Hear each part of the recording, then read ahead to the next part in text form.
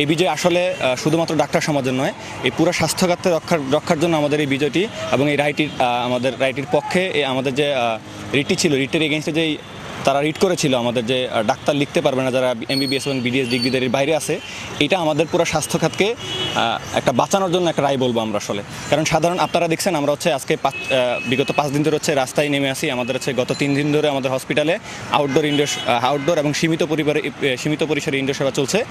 প্রত্যেকটা জায়গায় আমাদের সাধারণ জনগণ শুধু একটা কথা জিজ্ঞেস করে, আমরা কীভাবে চিনবো যে আসলে ডাক্তারকে আর ডাক্তার নাকে। কারণ ওনারা তো মেডিকেল স্ট্রাকচারটা ওইভাবে বুঝেন না, ওনারা শুধু ডাক্তার লেখাটা দেখলেই তারা বিভ্রান্ত হয়ে যায়। তো আমাদের 5টা দাবির মধ্যে সবচেয়ে মুখ্য দাবি ছিল এমবিবিএস এবং বিডিএস ছাড়া বাকি কেউ যেন ডাক্তার অ্যাটলিস্ট না লিখতে পারে, সাধারণ মানুষ যেন বিভ্রান্ত হয়ে ভুল চিকিৎসার মাধ্যমে তাদের স্বাস্থ্য ঝুঁকি যেন না পড়ে। যাই হোক, এই জন্য আমরা আসলে খুবই আনন্দিত। আমরা চাই বাকি আমাদের যে 4টা দাবি ছিল সেই দাবিগুলো আস্তে আস্তে আদায় করা হবে, আমরা আশাবাদী। হয়তোবা আমরা আমাদের কর্মবিরতি থেকে প্রত্যাহার করে সামনে হয়তোবা আমাদের ডেইলি অ্যাক্টিভিটিসে ফিরে যাব, কিন্তু এখন আমাদের কিন্তু 4টা দাবি এখনও বাকি। আমাদের টোটাল 5টা দাবি ছিল, এর মধ্যে 4টা দাবি এখনও বাকি।